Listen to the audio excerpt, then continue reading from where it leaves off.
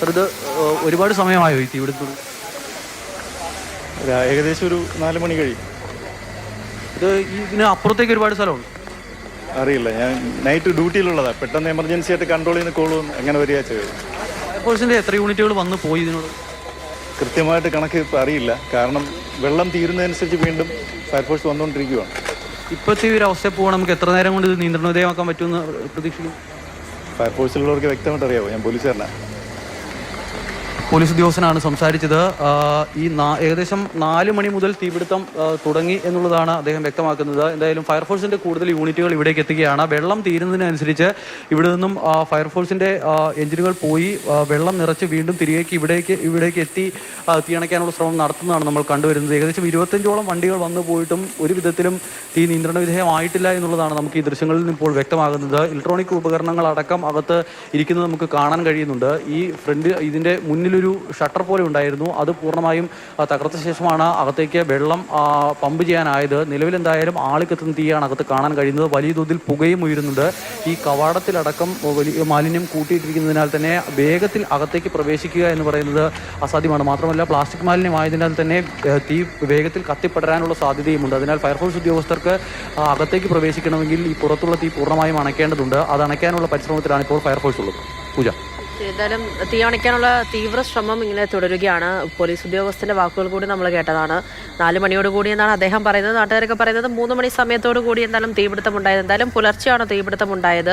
ഒരുപാട് പ്ലാസ്റ്റിക് മാലിന്യമൊക്കെ ഇങ്ങനെ കുന്നുകൂട്ടിയിട്ടിരിക്കുന്ന ഒരു സ്ഥലമാണ്. പ്ലാസ്റ്റിക് കത്തുമ്പോൾ തന്നെയുള്ളൊരു അപകടം നമുക്ക് പോലും അറിയാവുന്ന ഒരു കാര്യമാണ്. പെട്ടെന്ന് അങ്ങനെ തീ അണയ്ക്കാൻ പറ്റാത്തൊരു വലിയൊരു സാഹചര്യം അവിടെയുണ്ട്. പിന്നെ പ്ലാസ്റ്റിക്കാണ് കത്തുന്നത്. അതുമായി ബന്ധപ്പെട്ടുള്ള പ്രശ്നങ്ങൾ സമീപ പ്രദേശങ്ങളിലേക്കും ഉണ്ടാകും. ആ ഒരു ആശങ്ക കൂടി നിലനിൽക്കുന്നുണ്ട്. ഇപ്പോഴും തീ നിയന്ത്രണ വിധേയമാക്കാൻ പറ്റിയിട്ടില്ല എന്നുള്ളത് ആ ഒരു ആശങ്ക വർദ്ധിപ്പിക്കുന്നുണ്ട്. ഇത്രയും സമയമായിട്ട് പോലും ഫയർഫോഴ്സ് യൂണിറ്റുകൾ വന്ന് തീ അണച്ചുകൊണ്ടിരിക്കുകയാണ്. എന്നിട്ടും അത് നിയന്ത്രണ വിധേയമാക്കാൻ പറ്റിയിട്ടില്ല എന്നുള്ളത് കൂടിയാണ്. അമൽ തുടരുന്നുണ്ട്. അമൽ, ഇത് വലിയൊരു കോമ്പൗണ്ട് ആണോ?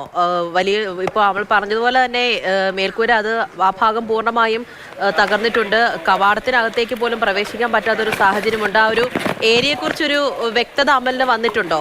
അവിടെ ചെന്നപ്പോൾ മനസ്സിലാക്കിയത് എന്താണ്? ഒരുപാട് വലിയ സ്ഥലമാണോ? അങ്ങനെയാണെങ്കിൽ കൂടുതൽ പ്രശ്നമല്ലേ?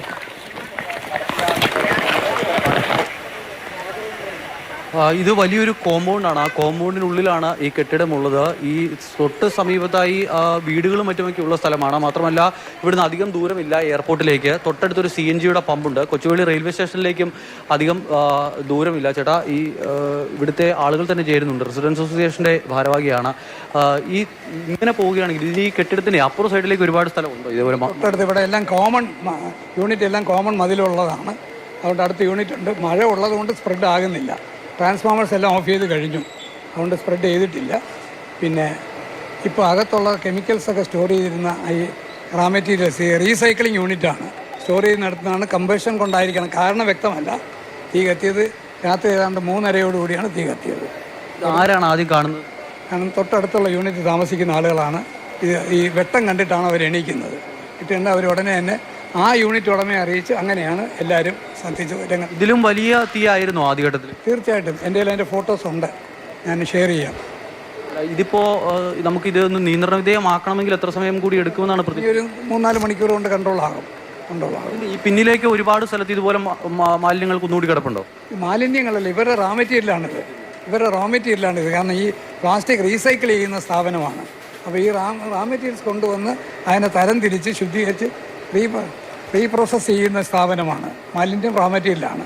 അതുകൊണ്ട് അത് മറ്റു രീതിയിൽ ബുദ്ധിമുട്ടുണ്ടാക്കുന്നില്ല. സ്റ്റോറേജ് കൊണ്ടാണ് ഉണ്ടാകുന്നത്. അടഞ്ഞു കിടന്ന കെട്ടിടമായിരുന്നു ഇത്? അല്ല, പ്രവർത്തിക്കുന്ന കെട്ടിടമാണ്. ഇതിന്റെ ഷട്ടറൊക്കെ അടഞ്ഞു കിടക്കുകയായിരുന്നു? ഷട്ടർ അടഞ്ഞു തുറന്ന ശേഷമാണ് അതോട്ട് കയറുന്നത്? അതെ, തുറന്ന ശേഷം പുക കണ്ട് ലൈറ്റും കണ്ട് അടുത്ത യൂണിറ്റുകാരെല്ലാം അറിയിച്ചപ്പോഴാണ് ഫയർ എഞ്ചിൻ വന്നത്. ഇതിനകത്ത് വേറെ കെമിക്കൽ മെറ്റീരിയൽ എന്തെങ്കിലും ഉണ്ട്? ഇല്ല, ഈ plastic storage, compressed plastic bottles എല്ലാം കംപ്രസ് ചെയ്ത് സ്റ്റോർ ചെയ്യുന്ന റീസൈക്ലിംഗ് യൂണിറ്റാണ്. മഴ ഇങ്ങനെ നിൽക്കുന്നതുകൊണ്ട് വേഗത്തിൽ തീ അണയ്ക്കാൻ കഴിയുമെന്ന് പ്രതീക്ഷിക്കുന്നില്ല? അതെ, മഴയുള്ളതുകൊണ്ട് ഫർദർ സ്പ്രെഡ് ആകുന്നില്ല. എല്ലാ ട്രാൻസ്ഫോമേഴ്സും ഉടനെ ഓഫ് ചെയ്തിട്ടുണ്ട്. അതുകൊണ്ട് പൂജ, ഇതാണ് ഇവിടുത്തെ ആളുകൾ വ്യക്തമാക്കുന്നത്. ഈ മഴയുള്ളത് വലിയ ആശ്വാസമായി മാറുകയാണ്. ഈ അകത്ത് ഇപ്പോഴും തീ നിന്ന് കത്തുന്നത് നമുക്ക് കാണാൻ കഴിയുന്നുണ്ട്. ചാക്കുകളിലായി നമ്മൾ ഈ കാണുന്നത് പോലെ പ്ലാസ്റ്റിക് കുപ്പികളും മറ്റുമൊക്കെ കൂട്ടി ഇങ്ങനെ ഇട്ടിരിക്കുകയാണ്. അങ്ങനെ ഇട്ടിരിക്കുന്ന വലിയ കെട്ടുകൾക്കാണ് തീപിടുത്തമുണ്ടായത്. എന്താണ് തീപിടുത്തത്തിന് കാരണമെന്ന കാര്യത്തിൽ വ്യക്തതയില്ല. നിലവിൽ എന്തായാലും ഈ പ്രദേശത്തേക്കുള്ള വൈദ്യുതി അടക്കം വിച്ഛേദിച്ചുകൊണ്ടാണ് ഫയർഫോഴ്സ് തീയണയ്ക്കാനുള്ള ശ്രമം തുടരുന്നത്. ഫയർഫോഴ്സിന്റെ നിരവധി ഉദ്യോഗസ്ഥർ ഇവിടെ എത്തിയിട്ടുണ്ട്. പക്ഷേ ഏറ്റവും വലിയ പ്രതിസന്ധി എന്ന് പറയുന്നത് ഇതിന്റെ കവാടത്തിൽ കിടക്കുന്ന തീ പൂർണ്ണമായും അണച്ച ശേഷം മാത്രമേ അകത്തേക്ക് പ്രവേശിക്കാനാകൂ എന്നുള്ളതാണ്. അകത്തിപ്പോഴും വലിയ ആളിക്കത്തുന്ന തീ നമുക്ക് കാണാൻ കഴിയുന്നുണ്ട്. ഈ കൂടുതൽ ഫയർഫോഴ്സിന്റെ യൂണിറ്റുകൾ ഇവിടേക്ക് എത്തി ഈ തീ അണയ്ക്കാനുള്ള ശ്രമമാണ് ഇപ്പോൾ നടത്തുന്നത്. നമ്മൾ ഈ കാണുന്നതിനപ്പുറത്തേക്ക് ഈ കെട്ടിടത്തിന്റെ മറു സൈഡിലും ഇതിന് സമാനമായി തന്നെ ഇങ്ങനെ കൂട്ടിയിട്ടിരിക്കുന്ന പ്ലാസ്റ്റിക് കുപ്പികളും മറ്റുമുണ്ട്. ഈ കുപ്പികൾ ഇവിടേക്ക് എത്തിച്ച് ഇത് സംസ്കരിക്കുന്ന ഒരു കമ്പനിയാണിത്. ഈ പ്ലാസ്റ്റിക് കുപ്പികൾ സംസ്കരിക്കുന്ന ഒരു കമ്പനി, അങ്ങനെയുള്ള കമ്പനിയിലാണ് തീപിടുത്തം ഉണ്ടായിരിക്കുന്നത്. മാത്രമല്ല അകത്ത് പേപ്പറുകളും മറ്റുമൊക്കെ ഉണ്ടായിരുന്നു. ആ പ്രദേശത്താണ് ആദ്യം തീ പിടിച്ചത് എന്നുള്ളതാണ് മനസ്സിലാക്കാൻ കഴിയുന്നത്. അവിടെ നിന്നും ഇപ്പോൾ നമുക്ക് കാണാൻ കഴിയുന്നുണ്ട് അകത്ത് ഈ പുകയ്ക്കും അപ്പുറത്ത് വലിയ തോതിലുള്ള തീയുണ്ട്. ക്യാമറയിൽ അത് എത്രത്തോളം വ്യക്തമാകും എന്നുള്ള കാര്യം മനസ്സിലാക്കാനാവുന്നില്ല. പക്ഷേ ഈ കാണുന്നതിനപ്പുറത്തേക്ക്, ഈ പുകയ്ക്ക് അപ്പുറത്ത് നമുക്ക് ചുവന്ന നിറത്തിൽ ഇങ്ങനെ തീ ആളി കത്തുന്നത് ഇവിടെ നിന്നാൽ കാണാൻ കഴിയുന്നുണ്ട്. ആ കെട്ടിടത്തിന് അകത്ത് ഒരു തീകോളം എന്നൊക്കെ പറയാൻ പരുവത്തിനുള്ള അവസ്ഥയിലുള്ള പ്രശ്നമാണ് നിലവിലുള്ളത്. ഇപ്പോഴെന്തായാലും ഫയർഫോഴ്സിന്റെ കൂടുതൽ യൂണിറ്റുകൾ എത്തിയാൽ അധികം താമസിയാതെ എന്ന് പറയുമ്പോൾ ഇപ്പോൾ നമ്മളോട് സംസാരിച്ച ആൾ പറയുന്നത് നിലവിലെ അവസ്ഥയാണെങ്കിൽ ഏകദേശം 2-3 മണിക്കൂർ കൂടി എടുത്ത് ഈ തീ പൂർണ്ണമായും അണയ്ക്കാൻ കഴിയുമെന്നുള്ളതാണ്.